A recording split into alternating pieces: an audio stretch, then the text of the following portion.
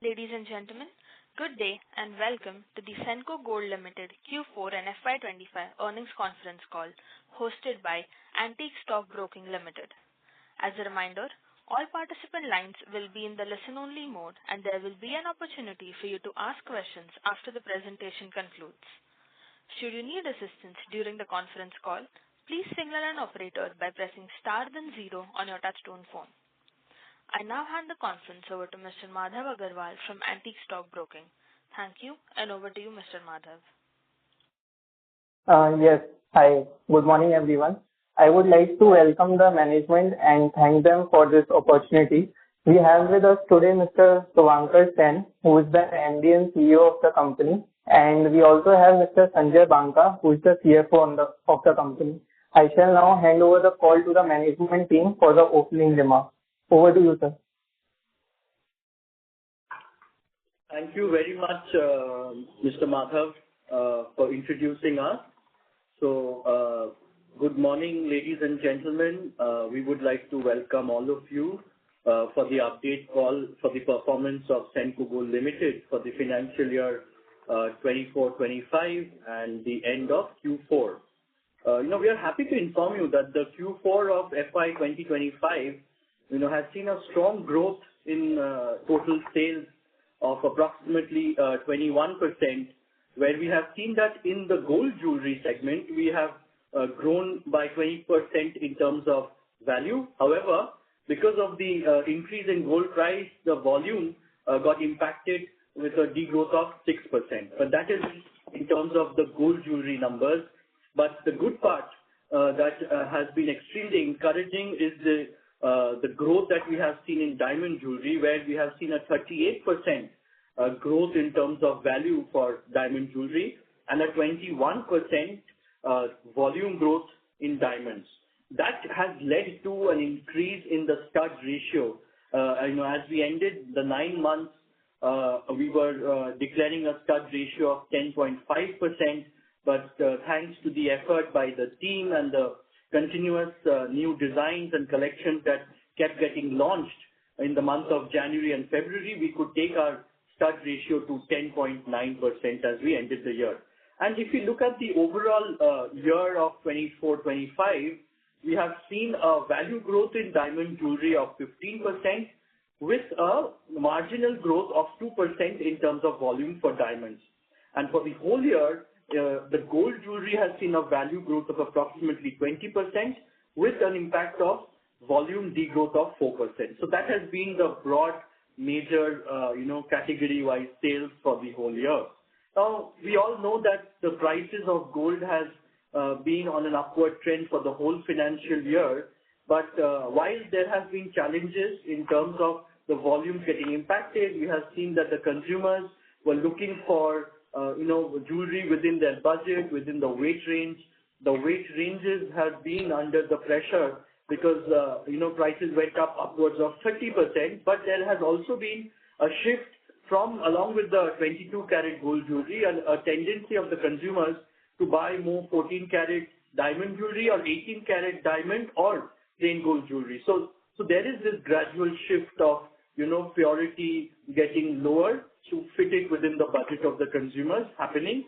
And it is especially with the modern Western designs that we are seeing such a shift happening. Now coming to the profitability, the adjusted PAT for the standalone numbers has been rupees 207 crore. Adjusting to a PBT impact of 57.4 crore due to the duty of customs duty that we have seen, the impact that had happened in the month of August. So adjusting to that, we have got adjusted PAT of rupees 207 crores. And if we look at the unadjusted numbers, it is rupees 165 crores. But, something that we are grateful to the team for their efforts and the results that has been a strong jump of 62 crore for quarter 4 from the rupees 103 crore of PAT that we had seen for the 9 months 31st December 2024. In terms of opening of new stores, net we have seen 16 stores getting opened for the full financial year. we have opened 6 franchisee stores, 9 Senco company-owned, company-operated stores, and 1 Senco store, which is the lab-grown diamond perfume leather bag. So basically focusing on lab-grown diamond, 1 Senco store. So that's been the 16 stores that we have opened in the full financial year. Another encouraging number for us to see is that the non-East business has grown by 23% to approximately rupees 1,230 crores. So that's been the increase of the non-East business. In terms of number of footfalls, while we have seen that the gold prices have been on an upward trend, people are looking for lighter weight jewelry, the weight ranges are going down. Wedding has been a segment that has driven the business a major part of the year as well. But in terms of measuring of the customer footfalls, we have seen that with the LTL and the new stores that has happened, we have got a 17% increase in the number of footfalls overall, and a 5% increase in the new invoices. And the new customers that got added has been upward of 250. So to be more exact, it's around 253,000 new customers. The ATV that we have seen, which was 63,700 in the previous financial year, has gone up to around 73,000 rupees. So there has been around a 15% increase in ATV. But here you can see that the increase of ATV has been 15%, but the gold price has moved up above, and that is where we are seeing the lighter weight jewelry happening. And in terms of the gold rate, we have seen that when we began the year, the gold rate was about 6,300, and as we ended the year, it was around 9,000. So that's the overall gold rate that we have seen from the beginning to the end of the year. In terms of new designs that got added in gold jewelry, we've always been, continuously trying to launch new designs. So we've added more than 25,000 designs in gold jewelry and more than 4,000 to 5,000 designs in diamond jewelry. Another very interesting aspect, the numbers that we need to look at, is the old gold exchange. So because the prices were on an upward trend, people were feeling the pinch of having a little, lower, I would say, budget, and they were exchanging their old gold. And we have seen that the old gold exchanges went up to close to 39% to 40%. So that has been a substantial jump. If I recall, maybe 2 to 3 years back, the old gold exchange was only 25% of the overall sales, and that has become around close to 40% of the overall sales. And so that also has helped, I would say, the business to continue to grow and keep getting the customers coming back to the stores. If we look at the more initiatives that we have taken in Q4 and what has been the reasons for the growth and the numbers in Q4, I would say that, the wedding sales, because we were in the month of January, February, until mid of March, and even the early weddings of April, May, I think consumers were utilizing these months to buy their wedding jewelry for the season. And also we had the Valentine's Day and the birthdays and anniversaries of many, many people. And I think the love season, as we call it, has led to an increase in the sales of diamonds. Even in the month of March, it was Women's Day, and it gave us an opportunity to connect to our women customers. And we launched multiple collections throughout the quarter. To name a few, the Very Berry collection, which had a designer kind of jewelry with colored stones and diamonds. We've got the kind of fancy shaped solitaires, the Ice Cube collection. We had the lightweight jewelry Facets of Love, the ombre, the rose, and various new designs in the solitaire segment. And I also must say that the contribution of the solitaire diamonds, because what we are seeing is that the last financial year, though 90% above is small diamonds that we sell, but for this stores, 10% of the solitaire segment, we have seen a growth in the sales of solitaire, which is above 20 cents, of about 26%. So the fact that the prices of solitaires had come down, but consumers thought it as an opportunity to buy. And we are also seeing an upward trend in the price of diamonds now that the war is about to be over, and I think consumers are feeling the keen interest to buy solitaires. So as we are towards the end of May, and we look at the numbers and what has happened in the last 2 months of this particular new financial year, we are seeing around an 18 to 19% growth in terms of value.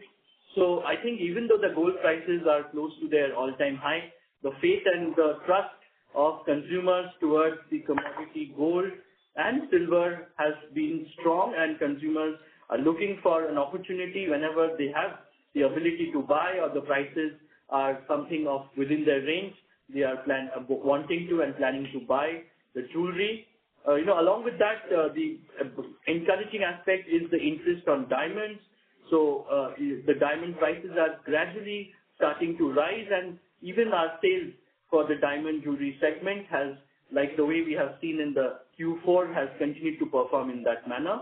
Our aim for the whole financial year, again to reiterate, as we are having the call and we've crossed 2 months of the year, will continue to be having a top line growth of 18 to 20%, and we will try to endeavor to increase our bottom line as well, with the focus on improving the diamond sales. In the last financial year, we have seen that during the first half of the year, the interest on buying diamonds were lesser, but as the year was ending, the interest went up. So our focus and endeavor to improve the diamond sales will continue to remain. And with the high gold price, we will try to bring in more efficiency in the business in terms of analyzing the data, what kind of products are selling in which stores, what price range. And in this high gold scenario, we try to optimize our stocks and ensure that the top performing designs and the categories are continuously supplied for higher sales. And in terms of, the endeavor towards profitability, I think we will be working towards, having and achieving an EBITDA of anywhere between 6.8 to 7.2%, and our endeavor to achieve a PAT of 3.5 to 3.7% shall continue to remain. And I think in this dynamic market scenario, a very, very important thing is to focus on lightweight jewelry and to ensure that our new generation customers continue to engage with us and connect with us. And as far as the wedding segment is concerned, which will remain about 35 to 40% of the overall business, the handcrafted jewelry, that is the need of the consumers for wedding segment within their budgets will be a focus area for us as well. And as far as the franchisees are concerned, we intend to add a minimum of 18 to 20 stores with a higher focus on having more and more franchisees. So minimum 10 franchisees we will be adding, and about 8 to 10 company-owned, company-operated stores with a strong focus, as always we've been mentioning, on East India and North India. So with this, I would like to end my update for this particular Q4 of the financial year 24-25. And at the end of it, I would like to thank all of you for your continuous support, encouragement, faith, and guidance in terms of how do we ensure that in these volatile market scenario and the geopolitical uncertainties that we see in the world, we will continue to connect with our consumers and acquire more new and new customers. Thank you very much, and I will request Mr. Banka, our CFO, to kindly say a few words. Yeah. So thank you very much, sir. I would like to add one more context. So we have reported the standalone and consolidated both number. Our consolidated financial include the results of Senco Gold Limited, Senco Gold Artisan Private Limited, Senco Gold Jewelry Trading Limited, the Dubai entity, and Sennes Fashion Limited. So we are commencing the new Sennes business in Sennes Fashion Limited, where the results are not, they are just building up. So while the standalone top line is 6258 crores, and the standalone adjusted PAT is 207 crore. In the consolidated financial, the revenue has increased to 6328 crore, and the adjusted PAT is 201 crore. The 201 crore is the impact of the three subsidiary. So this is message number one. Now, if you look at the adjusted EBITDA at the standalone number, the adjusted EBITDA has improved from 381 crore to 427 crore. So a 19.7% top line growth, a 12.2% growth in adjusted EBITDA. Similarly, the EBIT has remained range-bound from 365 crore to 359 crore. Finance cost has marginally increased as the borrowings have increased, and we'll discuss in detail. And the adjusted EBITDA has improved significantly from 188 crore to 207 crore. So 10.1% growth in adjusted EBITDA, which is a 3.3% adjusted PAT margin, and we have given the outlook for the future EBITDA margin, which our MD has said between 6.8 to 7.5, which is in line with our early projections, and an adjusted PAT of 3.5%. So during the year, we have given you a rate of 16 stores. Non-East revenue is 1150 crore, which is around 18% of the total revenue. Stud ratio has remained range-bound, and it has grown very significantly in Q4, and we are hopeful and confident that with the growing interest, the stud ratio, which we have been looking for a 15% range in 3 to 4 years, will achieve that. The rate of interest is a very important factor. So you are aware that the gold metal loan, there was some scarcity in February and March. So the gold metal loan rate had increased from around 3.6% to 6.6%, and the blended rate has increased from 5.9 to around 7% in Jan and in Feb and March. However, we are confident that the way it is shaping up, there will not be any significant impact of the gold metal loan price. If we look at the balance sheet, the balance sheet size has increased from rupees 3,715 crore to 4,733 crore, 1,000 crore increase in the balance sheet level, which is primarily on account of increase in inventory. So inventory has increased by 819 crores. So primarily it is an increase in inventory and increase in bank FD and margin. So the bank FD and margin increases due to higher borrowing and higher hedging ratio, etc., which has been funded by net worth. So the QIP funds which we raised, the QIP funds have been used for working capital purposes, and a part of QIP funds are still in FD, which we use in course of time. And gold metal loan has increased by 272 crores.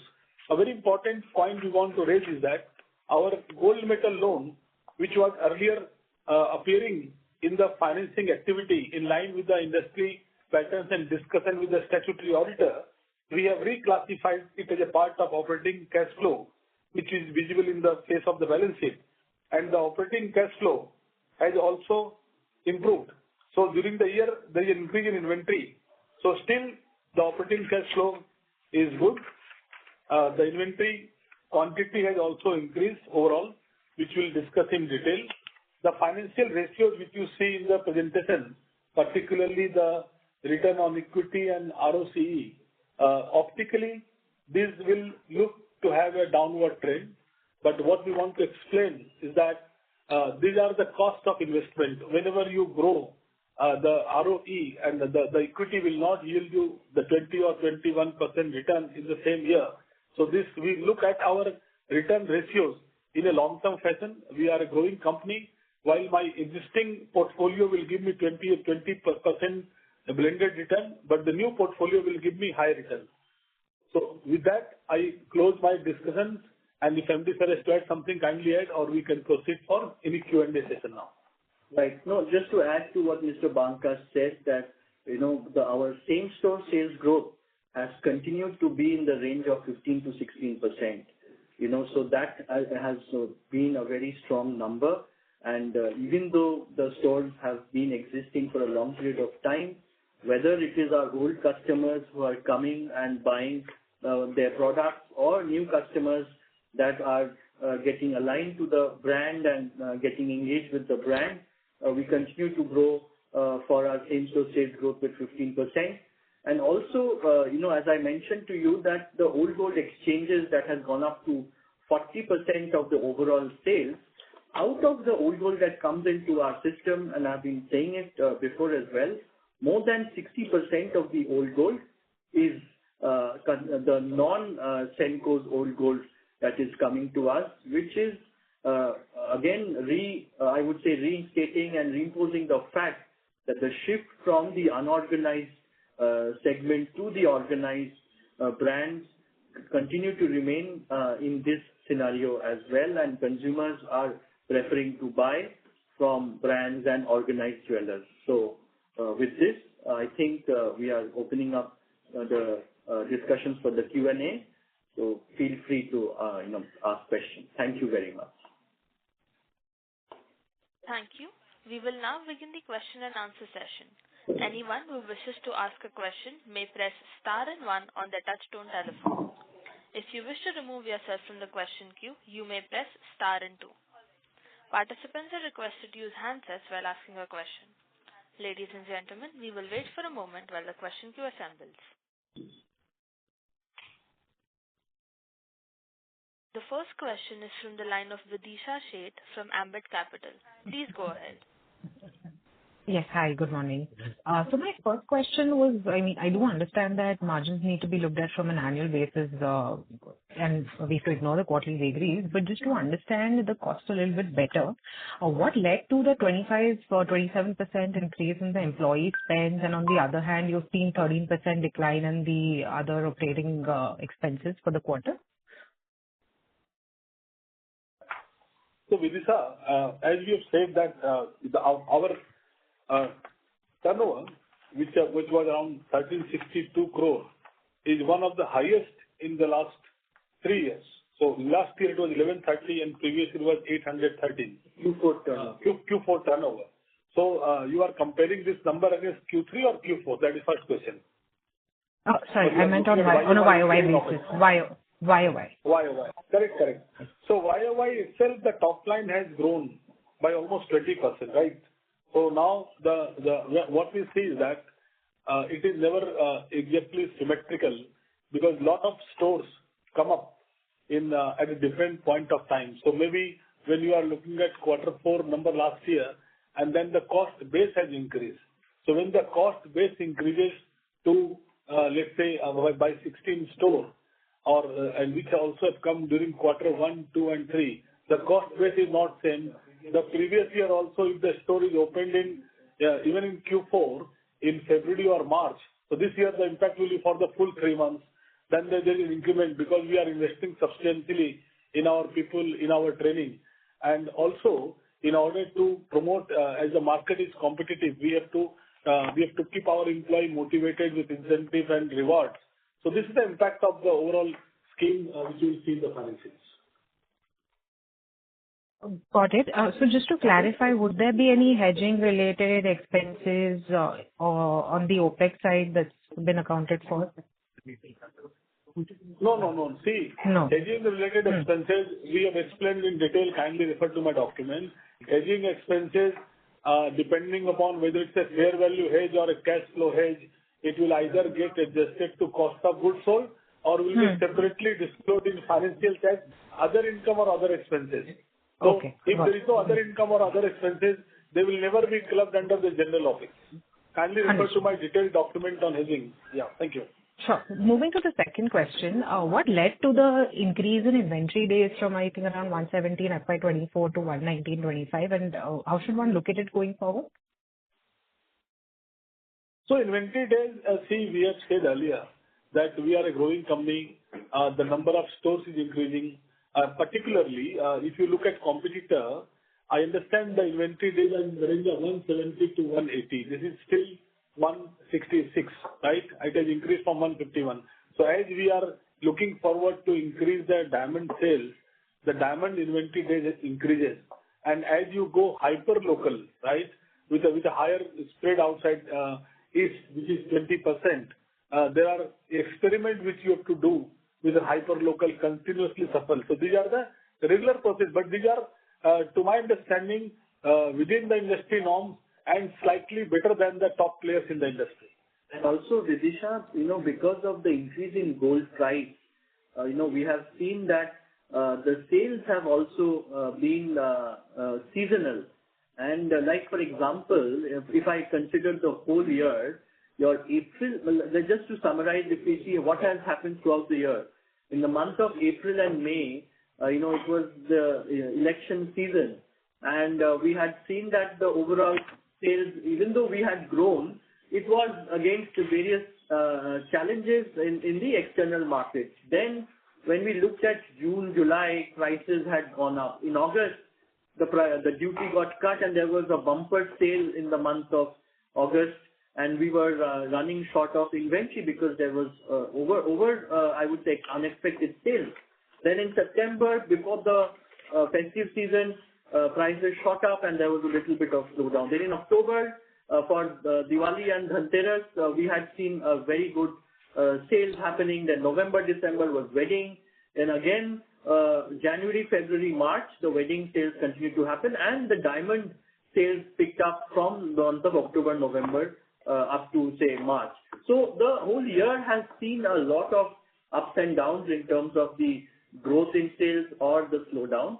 And with the increase of 30 to 40% in gold price, we can only reduce the inventory at the stores to a certain extent to optimize, but we also need to be ready to cater to the consumer demands whenever the sales are in demand. So that has been another reason I would say that the gold price rise and the perfect planning that we are continuously trying to do is making this a number of days what it is. Sir, if I can add, as you rightly said, gold prices, which was in the range of 7639 to 7675 in Q3, they improved substantially to 7689 to 9012.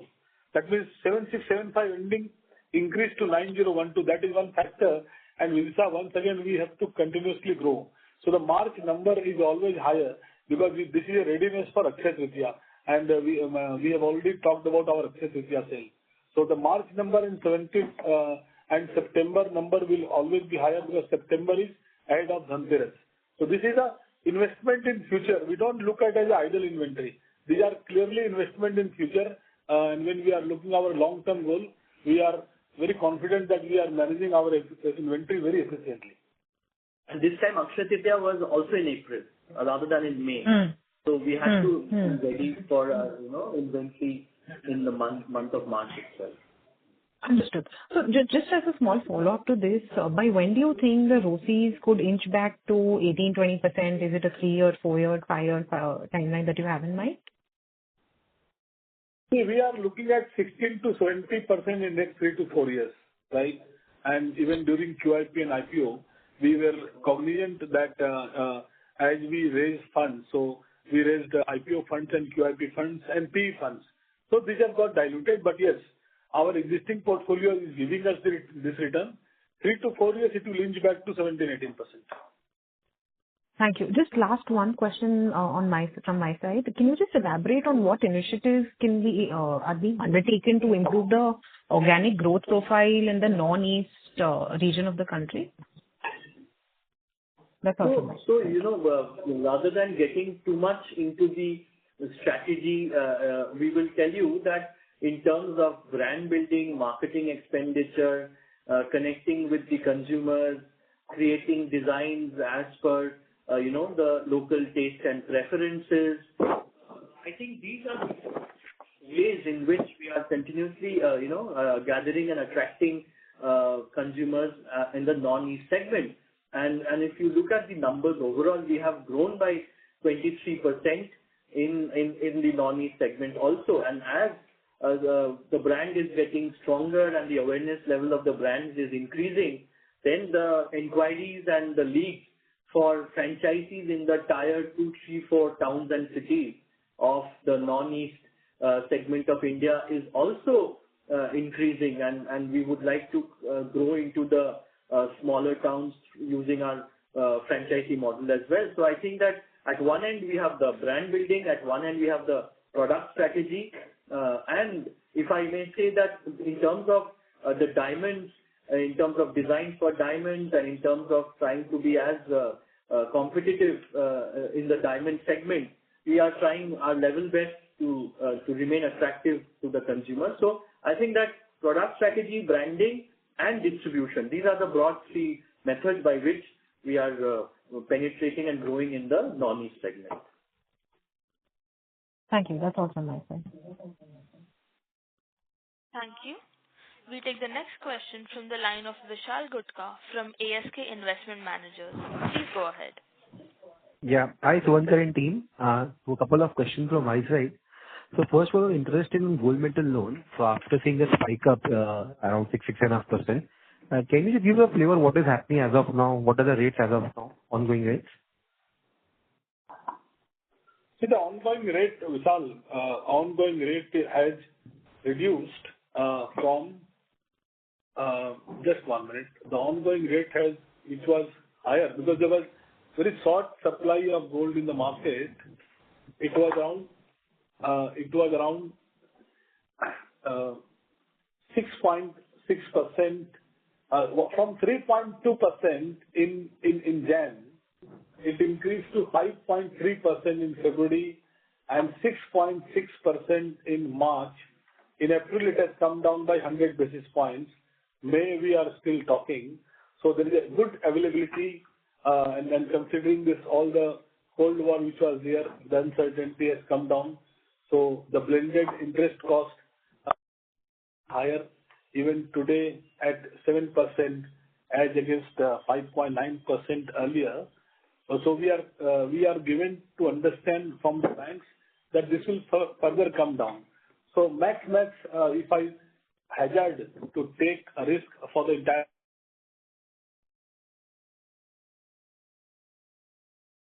Hello? that will tantamount to around, let's say, 1% on 1,000 crore is 10 crore on a base of 10 crore on a top line of around 7,500 crore. So not a major issue now at all. And Okay. even from So do you expect- side, it is acceptable. Do you actually expect it to settle down to original levels or it will remain elevated above the original levels? As I said, it is very difficult to hazard the guess. I think that it will still be 100 basis points higher than the earlier rate. But it may come down. Let's wait and watch. We will give you an update once the quarter ends. Got it.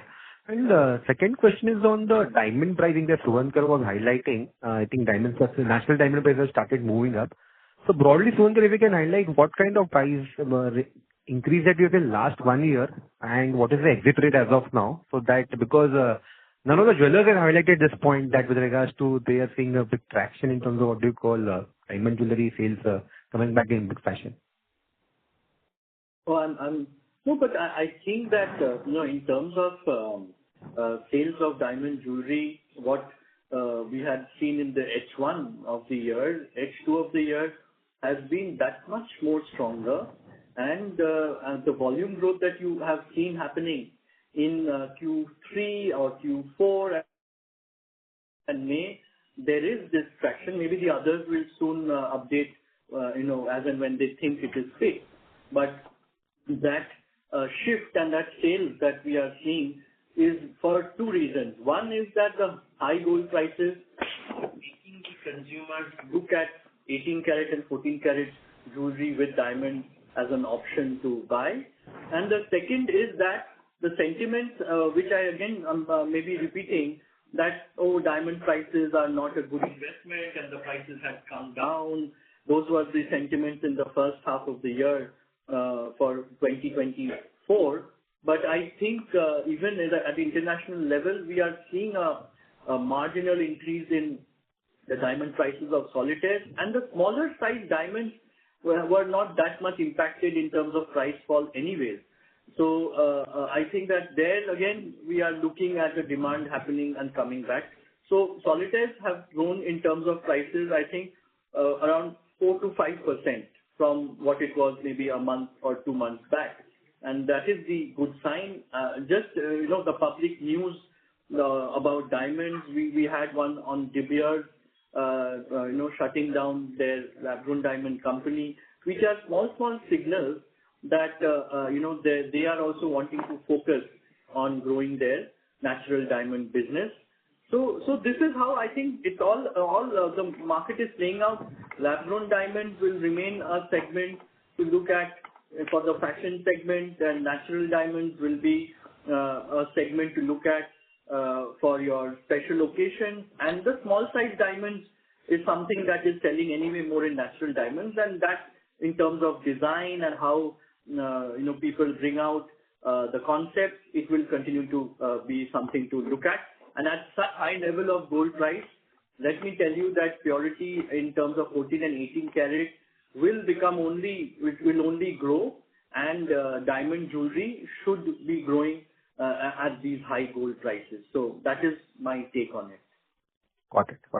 Last question from my side. Suvankar, the growth rate of 18 to 20% looks relatively on the conservative side, given that we are seeing 30% increase in gold price on YY basis, plus 10% store addition you're planning to do for the entire year.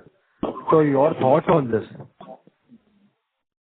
See, I will only last year, if I say that we were 5,300 crores and we had aimed for 18 to 20% growth, and today we ended the year with close to 6,300 crores. So that is where we are saying that we will continue to commit in terms of what we feel is possible, and we will try to work hard towards achieving and the numbers higher to that. But as far as the expectations are concerned, the gold prices have moved up, but we are also seeing that the volumes are not moving up yet unless the gold price is correct. And consumers are looking at jewelry which is of lighter weight and lower purity. So that is something that we need to also keep in mind. And the new stores will continue to get added. So it will be wonderful that if the growth rate comes more than what we say, but for all of your analysis and numbers, I think 18 to 20% is a good number to begin with. Got it. Thank you, Suvankar and team. Wishing you all the best for F26. Thank you very much. Thank you. The next question is from the line of Devanshu Bansal from Emkay Global. Please go ahead. Hi, Suvankar. Good morning. Congratulations on a good execution and an encouraging marginal outlook for FY26 as well. So my question is on the growth capital, right? So balance sheet is a bit stressed due to obviously there is a strong spike in gold prices. And we are planning to add about 8 to 10 company-owned stores as well, right? So interestingly, with the QIP raise, the debt to equity ratio has now come down to 0.9x versus 1.1x last year. So I just wanted to check, as in from a growth capital perspective, would debt be a more attractive option as of now because our balance sheet sort of allows us the leverage option? Or what is your thought process on the growth capital side? So Devanshu, from a strategic point of view, obviously we are aware that opening more and more franchisees is a much more wiser thing to do and the correct thing to do in this kind of a scenario. And to give you a kind of a perspective, that there are a lot of inquiries that are getting generated in terms of franchisees also. We are analyzing, checking locations, all kinds of analysis to get the right partners and franchisees. So from a strategic point of view, it will always be better to open more franchisees than your company-owned, company-operated stores in this scenario, and that will be our plan. But if we need to open 18 to 20 stores, we will make sure that keeping our policies in place, we will open minimum 10 franchisees. If that becomes 12, then obviously we will have lesser number of company-owned, company-operated stores, or say 5 to 6. But we need to get the right partners to get that as well. So if I may say 8 to 10 company-owned, company-operated store and 8 to 10 franchisee, that number can become 6 and 13 or 14 as well. But the balance sheet stress in terms of taking more and more funds, one thing we feel is that today's day and time, the gold prices have moved up by 30 to 40%. So the assets that we are holding in terms of the inventory at the stores, the value of those assets have gone up, But if you look at in terms of quantity of gold that is there at the stores and the stocks that are needed to be there to sell to the consumers, we are not building up higher quantities, but we are rather optimizing in ensuring that that kind of product is kept at the store which is most sellable. So that efficiency and optimization is continuously happening, and so that worry of a balance sheet building up is not really there. And yes, the sales team are focusing on building up more and more franchises, but we will only inform to all of you on that as and when we are doing it. But as we begin the year, we will try to have a conservative approach of 8 to 10 own stores and 8 to 10 franchises. So fair point, but I just wanted to have some basic strategic thought process behind the debt to equity comfort levels, right? So currently, obviously, we are at suboptimal level versus the industry levels also. So as of now, since the cash is limited on the balance sheet, so what is the comfortable level of debt to equity that the company would be targeting for? Just a thought process. Devanshu, if you look at the peak debt to equity, March 23 it was 1.7, March 22 was 1.3, and last year it fell to 1.4, this is 1.2. So it is about what is right at a particular point of time, and this industry being highly cyclical and the gold price, so the decision has to be taken at a moment of time, but the decision has to be taken in right perspective.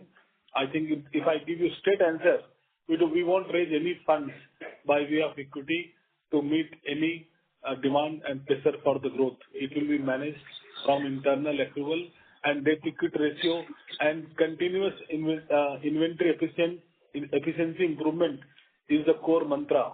So the CRM, hyperlocal inventory efficiency movement, improving inventory turn, they will continue to be our strategic pillar to manage the growth aspirations. That is pretty clear, Mr. Banka.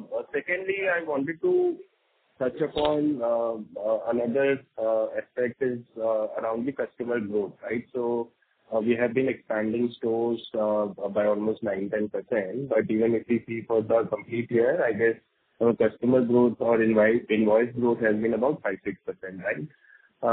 So Suvankar, is this how do you read this? As in, is this just because of inflated gold price? Because the general fear is also that this industry may lose its sheen because customers are not coming. Maybe they may sort of leave sort of purchasing the jewelry and all those things. So what are the steps that the company is sort of taking to improve the customer level growth or the invoice level growth? Obviously, gold price increases, volume decreases, that is understandable, but what are the steps that the companies are taking to improve the invoice growth? So Devanshu, it is like it is how you are looking at it. So one is that the number of invoices has grown by 5 to 6%. But if we look at the footfalls of the consumer with the new stores getting added, or even in the same store sales growth that we are seeing around 14 to 15% in terms of value, the footfalls have gone up by almost 16 to 17%. So therefore, the perspective is that the consumers are becoming diverse. There is one set of consumers who are adding to any of the jewelry companies is the wedding customers. They have weddings in their family, so that consumer is coming, they're buying for their wedding, or the family is buying jewelry, they're exchanging their old gold and taking a new design. So that is the one segment of customers, and the other segment of customers is where they are buying gold or diamonds for their everyday wear basis or their special occasion. So that has been the diversity of the customer in terms of what they are coming and buying. Volumes have taken a hit because the gold prices have gone up above 30-35%. So people are looking at the lighter weight jewelry. But if I may say, it doesn't really change the broad perspective and fundamentals that, oh my God, prices have gone up and we will lose customers. Jewelry is something that will continue to remain a very, very strong, I would say, segment for wedding, for gifting, And Devanshu, one more aspect that you are looking at for us at least, we are also having a lot of other low ticket size options in terms of silver and fashion jewelry. So that has also been a great opportunity for us to keep on connecting with the customers.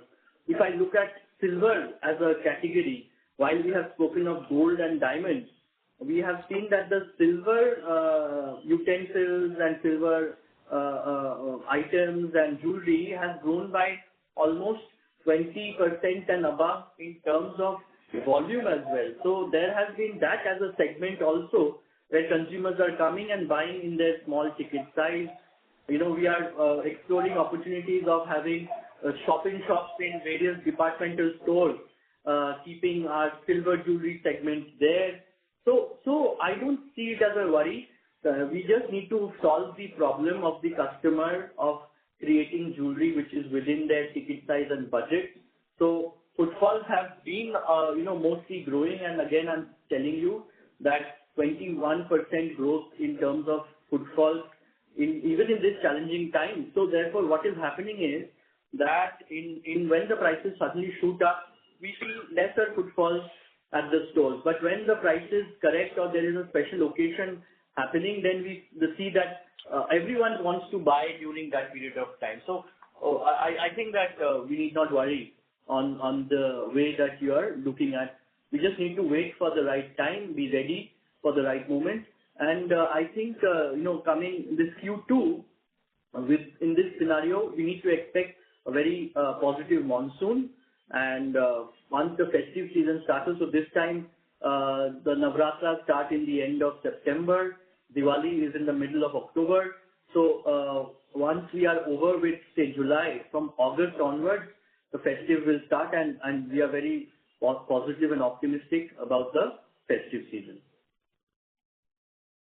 Understood. So just last small follow-up here. As in gold prices have sort of moderated a bit.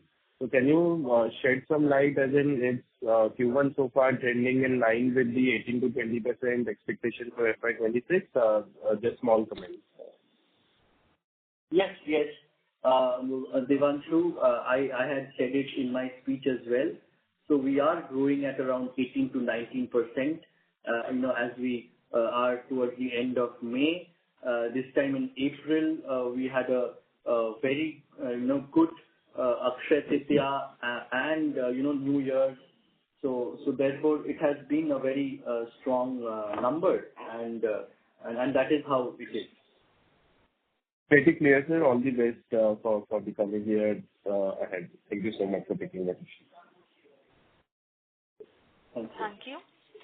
Ladies and gentlemen, in order to ensure that the management is able to address questions from all participants, please limit your questions to 2 per participant. The next question is from the line of Bhavya Gandhi from Dalal & Broacha Stock Broking. Please go ahead. Yeah, hi. Thanks for the opportunity. So my first question is regarding the advertisement and marketing spends for the quarter. My question comes from, because our revenue grew 21% on a YOY basis for this quarter, but our other expenses have fallen 13%. So what has driven lower other expenses? If you can provide some clarity on that front. Advertisement expenses have fallen, right? Is that what you're saying?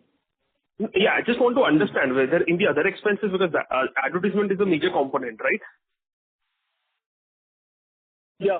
So, Bhavya, if you look at our total advertisement expenditure, which was 103 crore last year, had increased to 106 crores, right?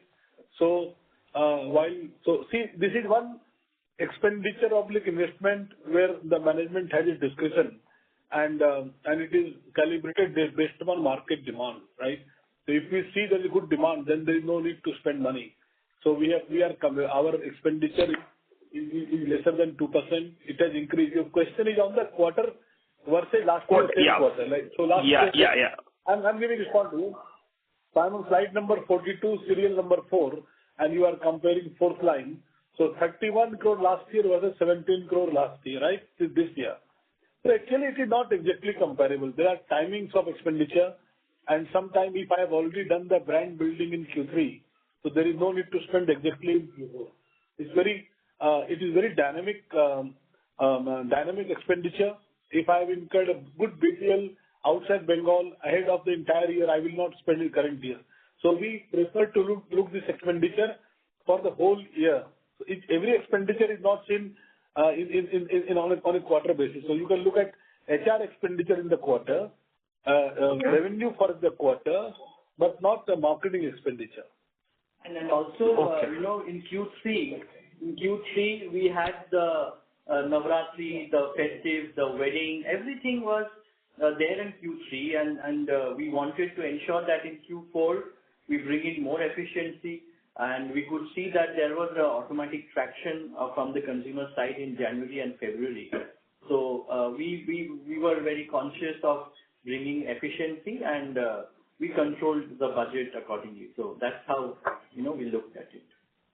Got it. And so just wanted to understand the unhedged portion which is there in our books, basically, if you can just provide a scenario in which if the gold prices remain stagnated or if they are falling, do we see any inventory loss on our books? I understand majority is hedged, but on the unhedged portion, how much is it at the moment? And if you can throw some light on the gold price movement. We have discussed a lot about our hedging policy strategy. I will request you if you kindly look at our detailed document. But to give you an answer, we've always said we are 80 to 100% hedged, right? So 60 to 80, right? Sometimes it can cross 80 also. And that is at the inventory level. So there are two aspects of hedging. One is on the inventory level hedging. So when we talk about the losses, on the inventory, there will be no loss. It will be unrealized loss, unrealized gain if the position will be squared up in the next quarter. The question is that whatever gold you have sold in the current quarter, assuming a 6 ton of gold sale, assuming a 1500 kg of gold sold in a quarter, whether you have purchased the same quantity or not. If I sell gold at a higher price and purchase at a lower price, then there will be unusual realization gain which will go into the gross margin, right? So there is no unusual inventory gains or losses or realization gains or losses. So let us look at the hedging as a part of our gross margin, as an integral to our business and not as a separate activity. No, so I mean, logically asking, say for example, if next 1 or 2 years, if gold prices remain stagnated, or maybe I understand that you replenish the quantity of gold in terms of kg. That is the right understanding. Is it right? But if the gold prices remain, if you can just throw some light on the demand, how does the demand move in a gold price downward scenario, and how does it overall, maybe for 2 years, how do we see the gross margins or EBITDA margins for that intermittent period? So, if the gold price falls, there will definitely be immediate demand because customers will come in the flock, right? While those who have purchased will remain in stock.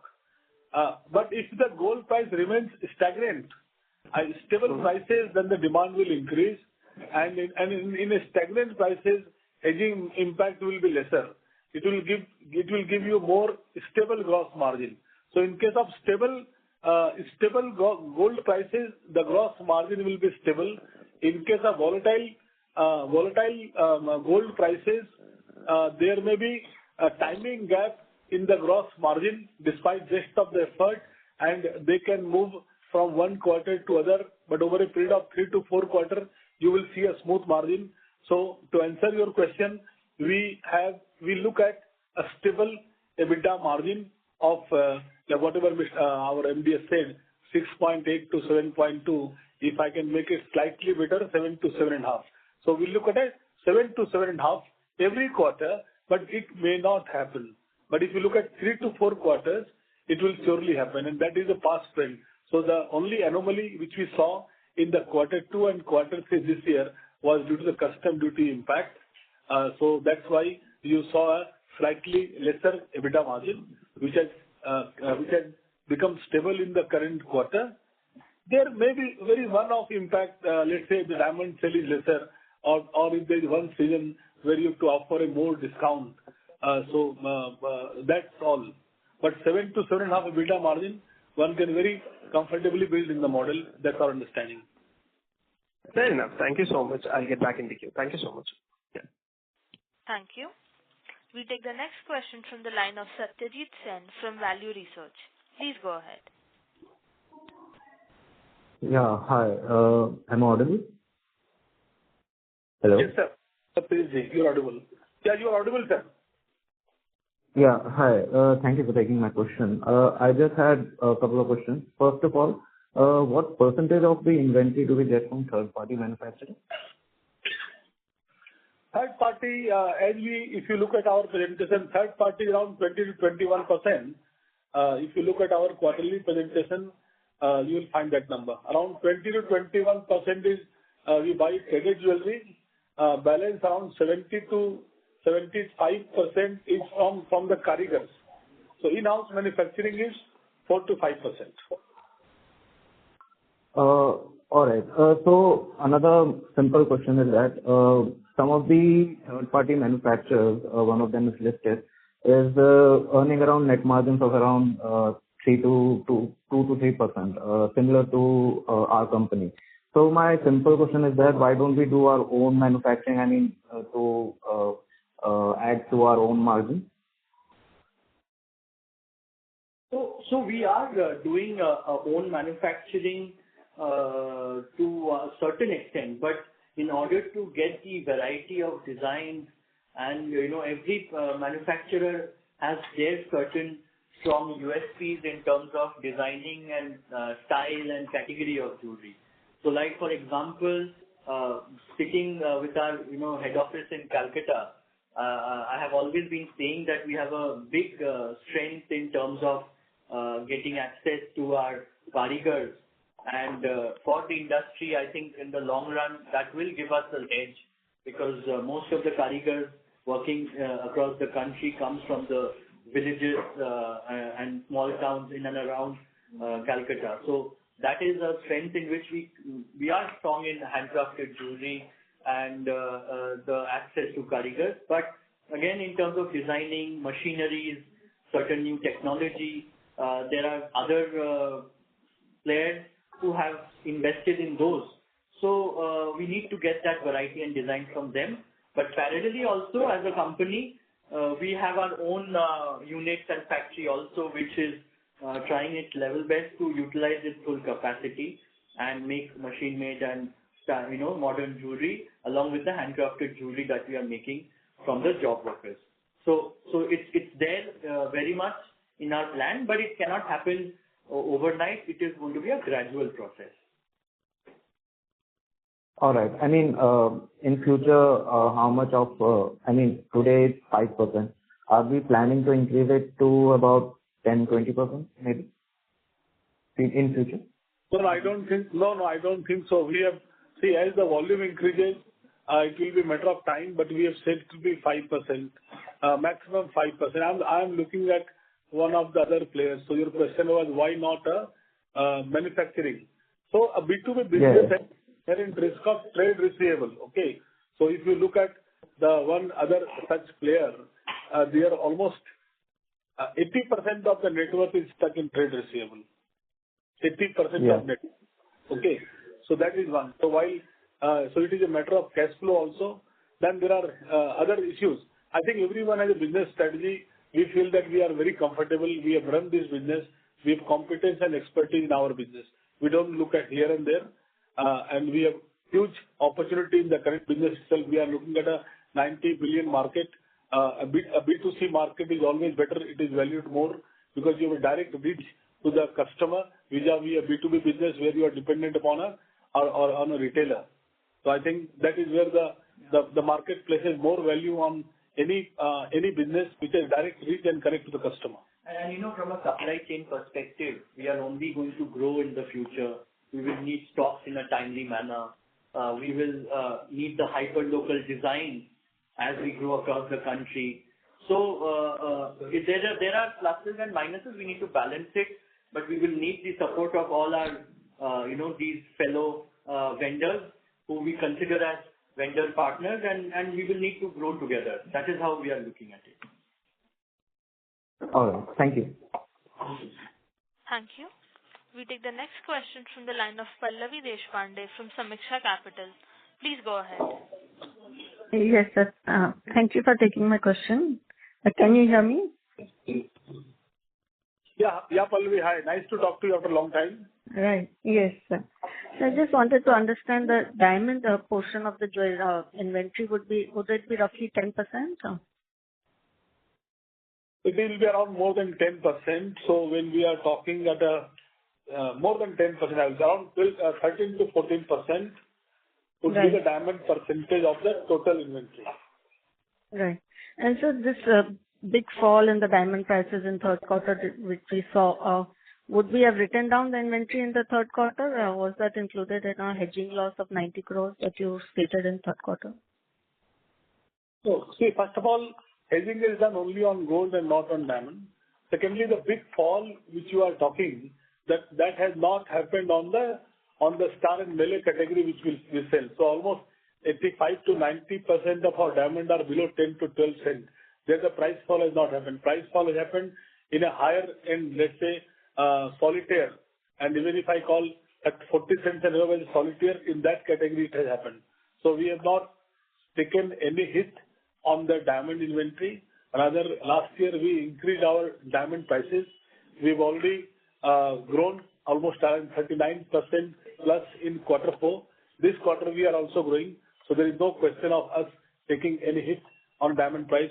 We have rather built up our diamond inventory during this crisis time. So our strategy is entirely different. When the market goes a different way, we take a contrarian view to take the leadership position. All right, sir. So my second question was just again related to this hit in the third quarter that we had of exceptional hit.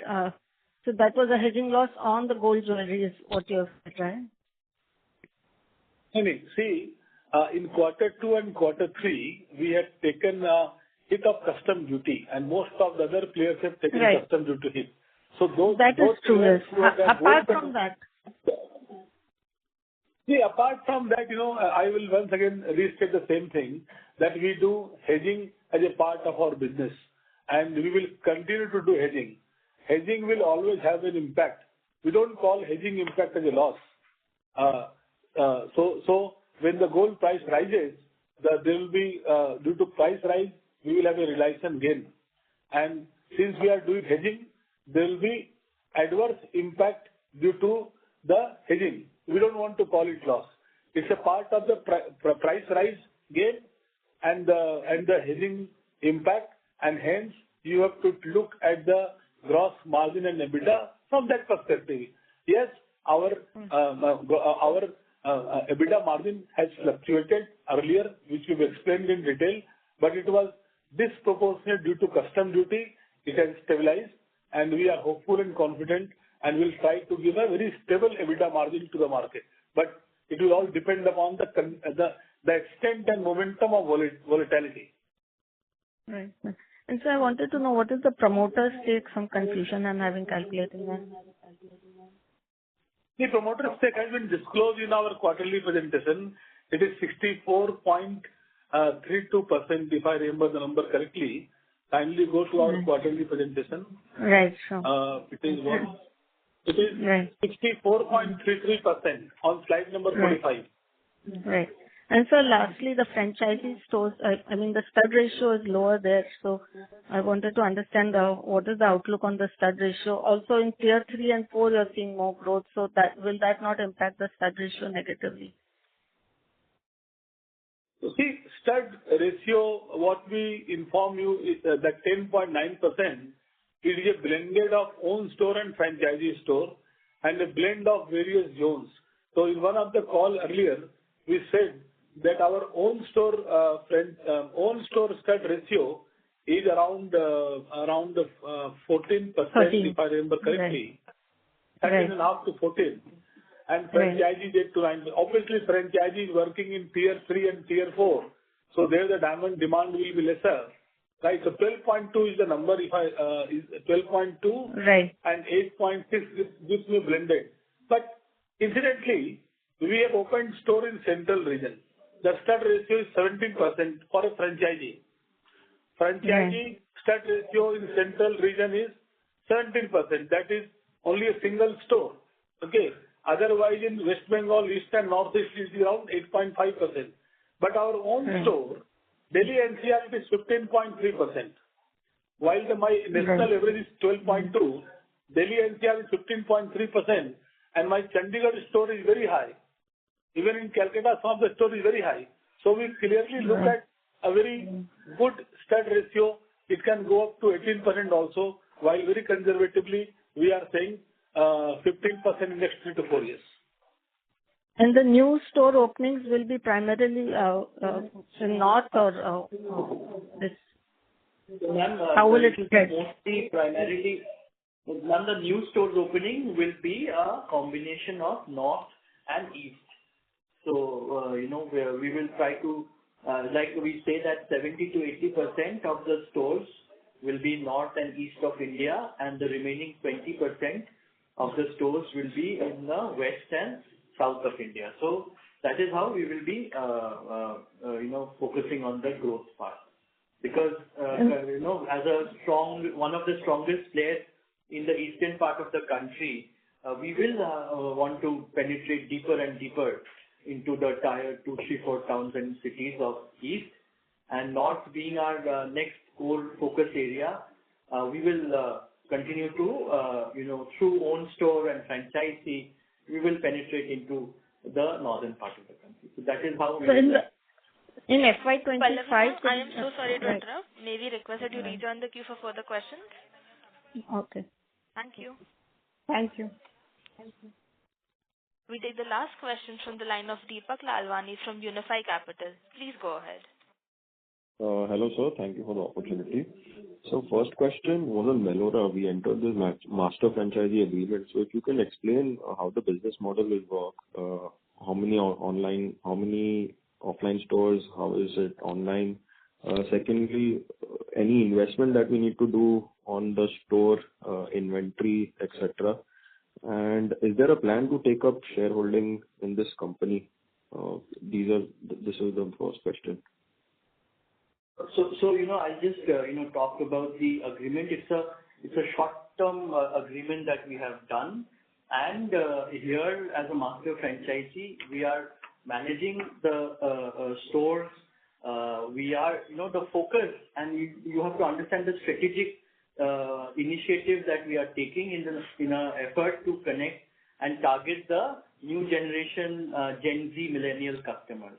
So that is the strategic focus, and also through that focus area, we want to increase our diamond jewelry sales and the stud ratio also. So as a company with that broad thought process of acquiring new customers, new generation customers, increasing the diamond jewelry sales, we are taking various efforts and initiatives, and this is one such effort and initiative. And through the master franchise agreement, now this is like one of those type of stores, and it is only lightweight, fast-moving, everyday wear jewelry with a higher share of diamond-studded jewelry. So yes, we will be investing and creating and producing more diamond-studded jewelry, and we will be investing in the diamond-studded jewelry. And with this high gold price, as I said, we are looking at 14-carat jewelry that is selling more, 18-carat jewelry selling more, for office wear, everyday wear. And I think that is where we want to explore the opportunities through this strategic tie-up with Melora. And as far as your question on the future is concerned, I think that all I can tell you is that, we are doing due diligence, and this is just a short understanding that we have done with them. But on further due diligence and analysis, we will take a future decision. So that is how we would like to look at it. Okay. Understood. And if any further decision is taken on this, what kind of capital investment would we be? Do you think that we will be requiring to invest in reviving the brand, because this brand has not been in the market for the last 2-3 years? So what kind of investment? That is one. And any impact on financials that we should expect, because this is loss making currently? Any impact on Senco consolidated financials that we should expect because of the losses in Melora in FY26? See, this is a UPSI information. At this juncture, these are strategic numbers. We will not be able to share these numbers. Let the bridge come, then we'll cross it. Okay. Sure. Sir, just on the gold. So we basically, as and when things and decisions are taken, we will keep updating the market. So, I think this is too early to expect or forecast and, how anything will happen. So let us wait, and then rest assured, as and when things happen, we will have a discussion and update you on the same. Sure. Understood. Sir, on the balance sheet part, the debt and inventory, I understand that it's seasonal, but how much more debt and inventory should we expect and budget for the new stores for the full year? See, debt, we have a limit of around, let's say, we are looking at around, let's say, around 300 to 400 further working capital. Okay. And let's say around whatever PAT number. So a debt to equity ratio of 1:1 or 1.2 is very comfortable. We are, but this is clearly dependent upon the market price movement. So when you compare the debt working inventory value, optically it has increased by 821 crore. But the gold, a major part of it, almost 500 crore out of this is due to rate variance. So out of 821 crore, 500 crore is only due to rate variance. 321 crore is on account of new store and diamond. So very clearly, now this impact has come on the balance sheet, which last year has been funded by our QIP funds and borrowing. So if the situation remains, the gold prices remain stable, which we expect it to remain in the range of 3,300 to 3,500 for FY26, I think maximum 350 incremental borrowing is what you can look for. Understood. So last question on the volume growth in diamond that we saw in this quarter. Is it like a one-time phenomena, or are we seeing growth continuing in Q1 as well? Why I'm asking this is because has lab grown given a setback, or has volatility in the prices given a setback? So just wanted to understand the growth outlook in the diamond sales. See, the diamond price definitely Q4 was disproportionate because there was no growth in the earlier quarters. And despite this growth, the stud ratio has remained in the range of 10.8, 10.9%, which is similar to the last year. So while the value growth has happened, but the volume growth is only, I think, some 3-4% overall. Now, so similarly, lab-grown diamond, I think one more large player has talked about entry into lab-grown diamond. But long term, we feel that lab-grown diamond will create new set of aspirants who will ultimately convert into a real diamond. So overall, as we say, total 18 to 20% growth. Obviously, 14 to 15% SSG. So this growth has to be contributed by gold and diamond both. So on a safe level, a 20% or maximum 15 to 20% diamond growth we can look at, which will purely be driven by the volume. Price increase will not happen. So we can look at 15 to 20% diamond volume growth. Understood. Sir, on that number, if you can disclose what is our Q4 and FY25 gold and diamond volume growth separately for Q4 and FY25? So the Q4 FY25 volume growth in gold was minus 6%, but the volume growth in diamond was 21%. So that is the Q4 numbers. And full year number I have. Full year number gold volume is around minus 3% overall. which means around 38% price rise, 20%, 21% gold value rise, around 3% volume degrowth in the full year, and 2% diamond volume growth. So this 2% diamond volume growth is not fully to our expectation. We look at around as I said, 15 to 20% volume growth. Otherwise, the growth has to come by increasing the prices, for which the opportunity is not much. Perfect. Understood, sir. Thank you for answering. All the best. Thanks a lot. Thank you. We take the next question from the line of Pallavi Deshpande from Samiksha Capital. Please go ahead. Yes, sir. Thank you for taking another question. Just wanted to continue on that. Where will the new store openings be? Where were the new store openings happened in FY25? Which tier 3 or was it more metro?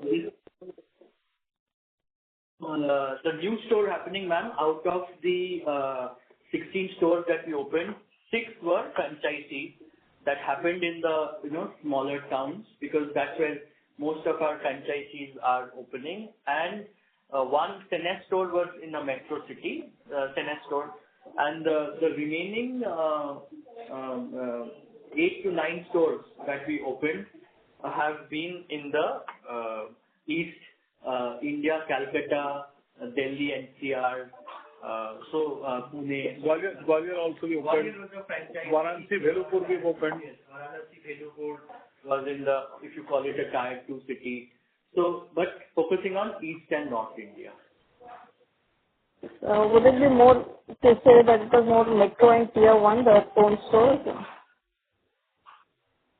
No, not more metro and tier 1. I think that 6 stores was in tier 2, 3, 4, 6 to 8 stores, and 6 to 8 stores in tier 1, Delhi NCR, Calcutta, in and around Calcutta, suburbs, so that is how you have to look at it. So more, as a franchisee model that we want to grow, again, the strategy is to focus on the smaller towns. So that is the way that we want to penetrate into the markets. And this Everlight store will be totally different, right, from these guidance that you're giving? Yes, the Everlight stores, like we opened one Everlight store in Ranchi as well. So Everlight store is a model in which the franchisee or our own, we opened in the month of April, we opened one Everlight store in Andheri metro station. Right? Right. So that is where we are trying to focus on the everyday wear, lightweight jewelry, below a ticket size of 1 lakh, but focusing more on 20,000 to 50,000 price range, with a 50 to 60% diamond focus. So that's how we are looking at the Everlight stores. So that's not included in the 16 number, right? The store number. It is in the 16 number, ma'am. In the 16 number, the Everlight stores are included. Okay, so how many Everlight stores were there in FY25? How many Everlight stores was total there in FY25, Bankaji? I'll just tell you. So Everlight store is written. So if you go to this, just 1 minute. 4 to 5 Everlight stores. 4 to 5.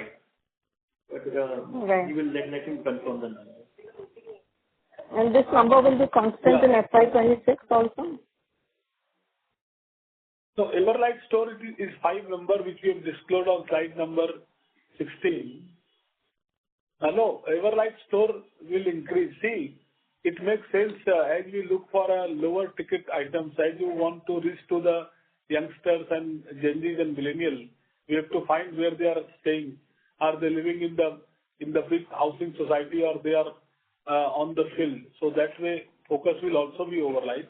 You can look at 3-4 more Everlight stores out of 20. So 20 is a conservative number. Everlight, our inventory exposure is lower. So if you like, we have opened in Andheri station, we can open more. And inventory would be what, 5-6 crores? Yes. Yeah. Yes. I request you and other esteemed guests on this call to kindly grace and visit our Andheri Metro, this Everlight stores. You will get a fairly good idea. We have got other stores as well in Andheri, Lokhandwala, etc. That will help you understand greater understanding of our business model. Right, I saw it on the website. It's a nice collection there. Just wanted to understand what any revenue targets for this for the next 3 years for Everlight.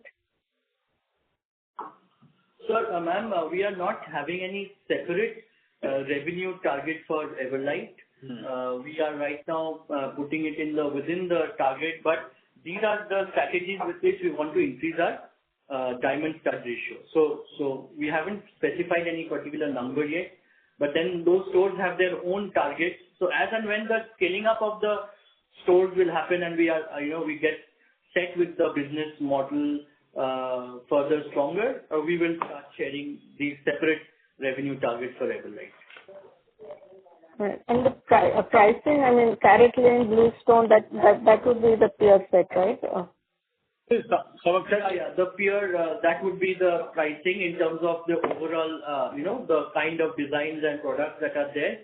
But in terms of, the further breakups, if we get into it, we will stay more competitive than our competition. Thank you. Thank you. Ladies and gentlemen, as that was the last question for today, I would now like to hand the conference over to the management for closing comments. Thank you, and over to you, sir.